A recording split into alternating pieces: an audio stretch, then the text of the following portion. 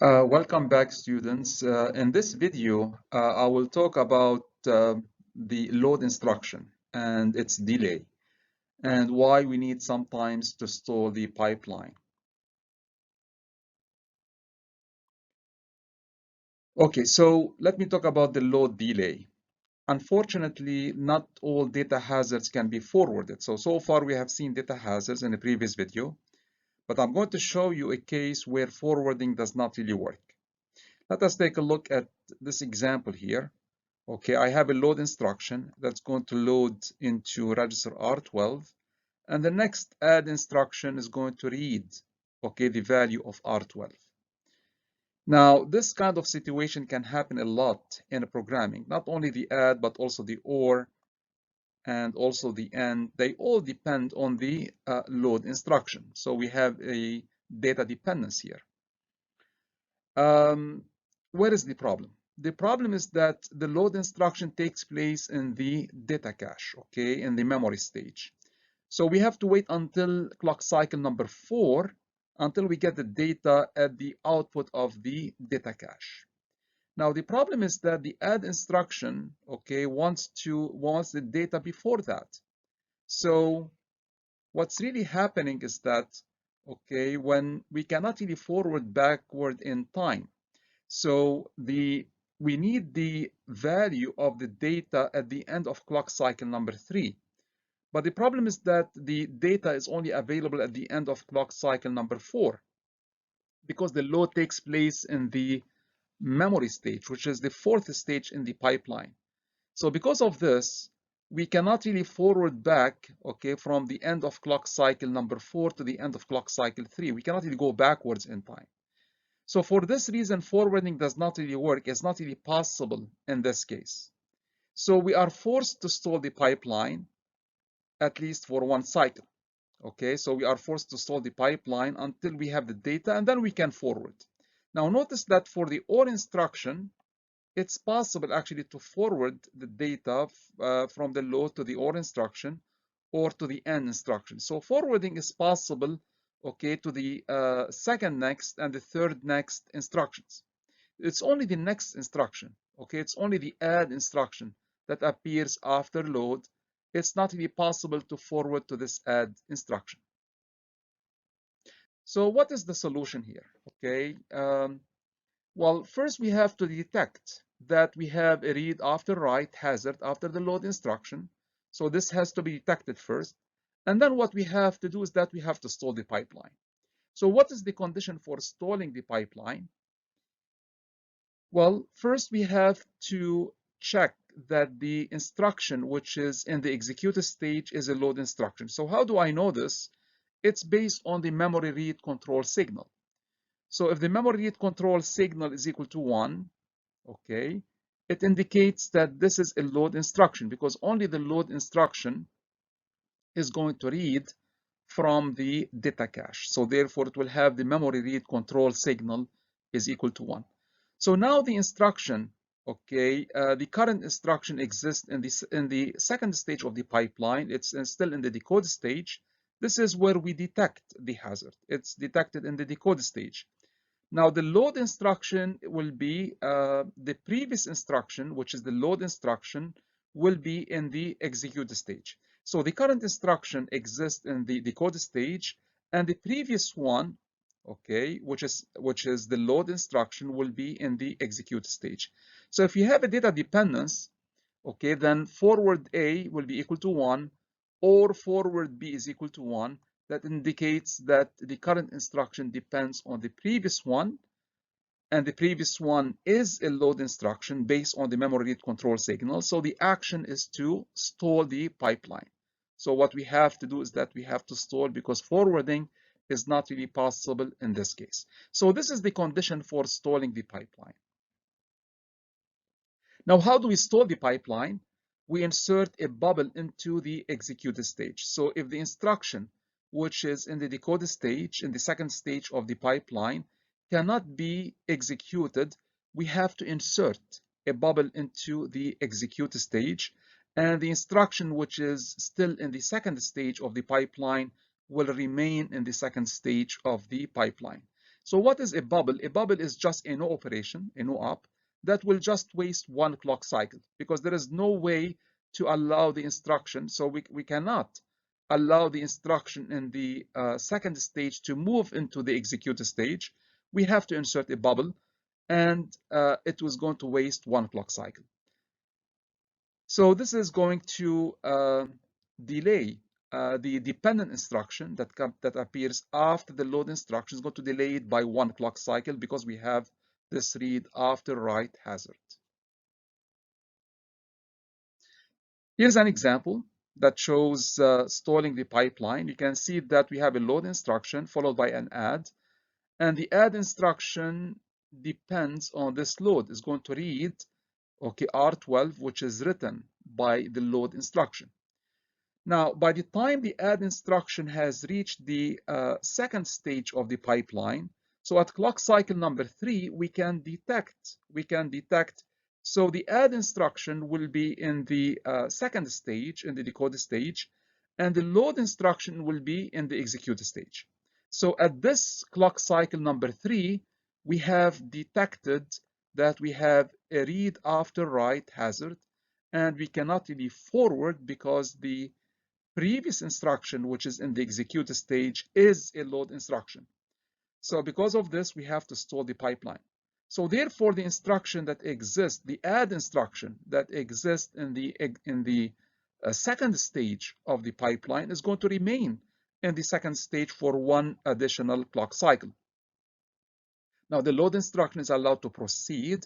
We are not stalling the load instruction, we are stalling the add instruction at what comes after the add.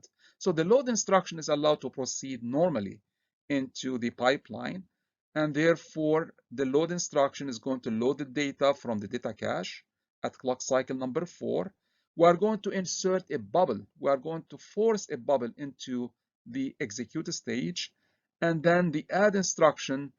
Okay, so the data which is loaded from the data cache is going to be forwarded to the add instruction. So the add instruction is going to receive its data from the memory stage. So we stall and then we forward. Okay, so you can see that the data is forwarded from the data cache back to the ALU. Okay, back to register A, which is at the input of the ALU. So we are doing this kind of forwarding after we have stalled the pipeline. Notice that for the OR instruction that depends on the load instruction, we can easily forward because now the data is at the input of the register file. So we can forward the data from the input of the register file. So we can forward it back to the second input of the ALU. That will be actually input B. We can forward it back to B. So forward B here will be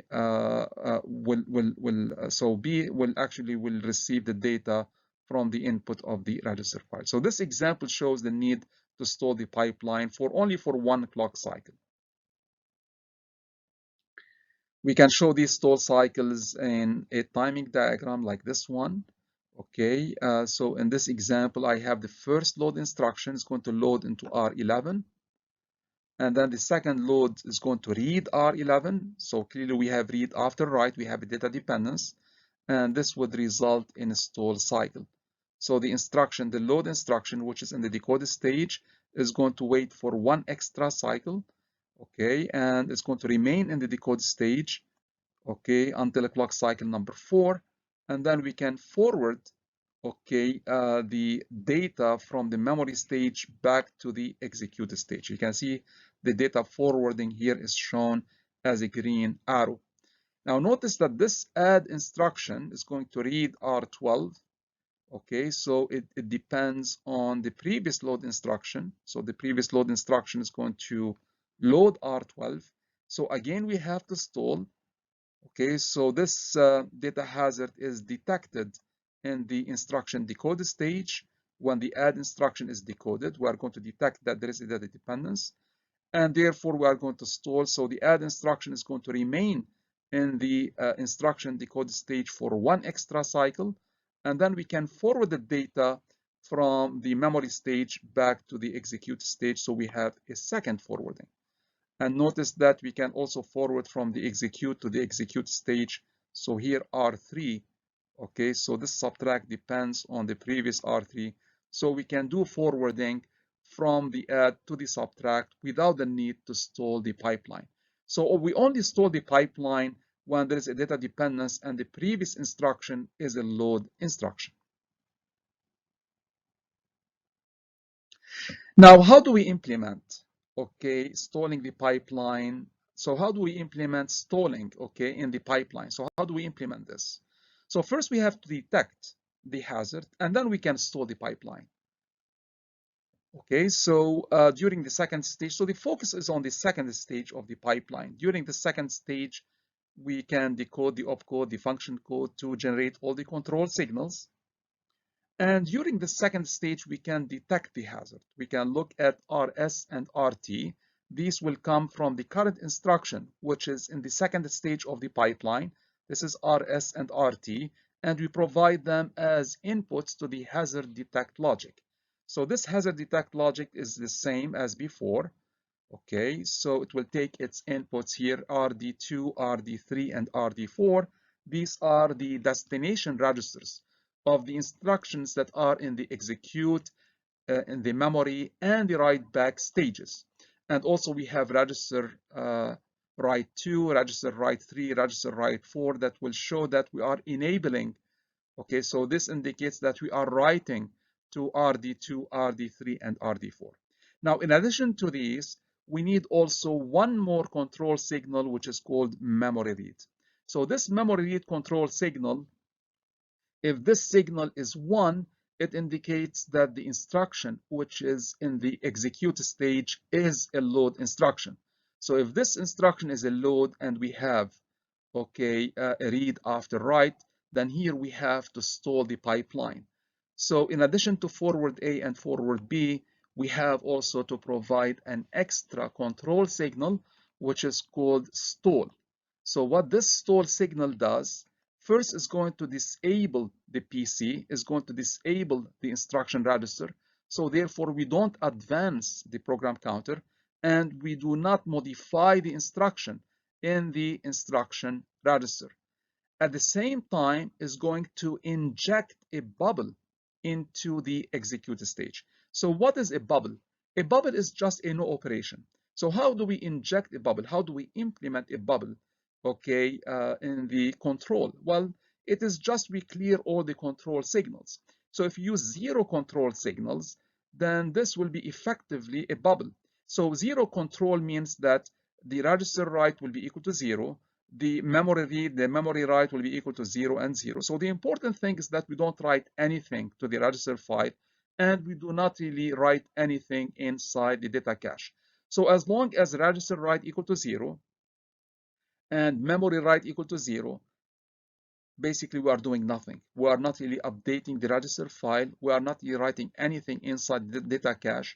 So we use these 0 control signals to not to update the state of the pipeline, and therefore, okay, we are propagating a bubble, okay, which is just like a no operation inside the pipeline. It has no effect on the pipeline. So this is how we implement stalling the pipeline. Once we have propagated this bubble, then the next cycle, okay, we will just continue normally, because if we have a bubble, then memory read will be equal to 0. And therefore, if memory read equal to 0, then the condition for stalling the pipeline, okay, will not longer be exist. It will no longer exist. So next cycle we continue normally, and then we can detect, okay, that we have a read after write, and we can forward the data from the memory stage back into A or back into B, and we can continue the normal operation of the pipeline. Now, the compiler can play a role to avoid stall cycles. Now, when we are translating, let us say, statements from a high-level programming language into assembly language, we might have something like this. A becomes B plus C, D becomes E plus F. We might actually have such statements, okay, in a high-level programming language, okay? Now, we can translate them using, so first I have to load the value of B from memory into a register, for example, R10. I have to load the value of C into R11, and then I can do the addition, and then I have to store. I'm using here store double. Okay, if this is double, this is 64-bit data. Okay, so I'm going to store the value in R12 back in memory, okay, at the address of A. The same thing can be said about D becomes E minus F. So load E, load F, do the subtraction, and store the result in D. So we can see that we have load, load, add, store, load, load, subtract, store. We have them in this order. This is just a straightforward, okay, translation of the statements that are written in a high-level programming language. Notice the data dependence. You can see that here, okay, the add instruction here, okay, is going to read R11, and it depends on the previous load. It's going to also to read R10, okay, which depends on the second previous load. But what is critical to us here is that the add depends on the previous load. This is going to stall the pipeline by one cycle. The same thing, this subtract here, it depends on the previous load. It also, so it's going to read R14, which is written by the previous load. It's going to read also R13, which is written by the second previous load. But what is actually critical to us is R14, because it has a direct it depends on just the previous instruction, which is a load instruction. So this is going to cause a second stall cycle. So we have two stall cycles. We have a stall cycle which is caused by this add, and we have a stall cycle which is caused by the subtract. Now here the compiler can analyze the code. The compiler can see that we have a data dependence. The compiler writer will understand the impact of this on the pipeline, that this is going to cause stall cycles in the hardware. So since these two statements do not depend on each other, then the compiler can reorder these instructions without violating data dependencies. So it can actually reorder, it can move the load instructions, okay, at the beginning of the code, and move the computation instructions, the add and the store and the subtract. It can move all of these instructions, okay. So this is called compiler scheduling. It's going to this is just reordering the instructions in the program. By doing this kind of reordering of these instructions, now the add instruction is now at a distance from the load instruction. The same thing for the subtract. Now, because they are at a distance, it's not really the next instruction in memory. So because of this, we have eliminated the stall cycles. So here the compiler, which is the software, can play a role to eliminate and to avoid the stall cycles. So what the hardware has to do, the hardware has to detect the hazard, and it has to ensure that the hazard is handled properly in the hardware. So this is the role of the hardware. The software, which is the compiler here, okay, can play a role to make the code to run faster. So the hardware has to handle the hazard in all cases, okay, so it has to ensure correctness, but the software, which is the compiler, can make the software to run faster by rescheduling, by reordering, okay, the instructions in the program without violating data dependencies. Now, there are two more types of dependencies, which are called name dependencies. The first one is called write after read. It's actually important to talk about these name dependencies. So write after read is just the opposite of read after write. So here we have instruction J that wants to write to register R11 after, okay, instruction I. Instruction I is going to read R11. So we have here a write after read. Now this is not a data dependence, okay? So J does not depend on the result of I. It does not depend on R14. It is just called an anti-dependence. So compiler writers recognize this as an anti-dependence. So J is reusing register R11, okay? Is this a data hazard in our 5-stage pipeline? The answer is no. It's not a data hazard, even though we are reusing register R11, because it's not really a true data dependence. So it's not a data hazard. Why? Because the read will take place in stage 2. Already the subtract instruction has read R11 before it is written by the add instruction. So the writes are always in stage 5 and the reads are always in stage 2. So we can ensure that R11 is read before it is written. So for this reason, it's not a data hazard in our simple 5-stage pipeline. This can also be eliminated by renaming R11. For example, we could have chosen R15. Okay, so the add instruction can write to R15 rather than writing to R11 without changing the meaning of the program. We can use a different register. This is called renaming. And by renaming R11 to R15, we can eliminate this name dependence completely. Now, how about write after write? This is another type of a name dependence. So here I have two instructions, I and J. I is writing to R11 and J is also writing to R11. Okay, so we have here write after write. This is also a name dependence, and this is known as an output dependence. Okay, so it's well known, it's an output dependence by compiler writers, and it is we are reusing register R11.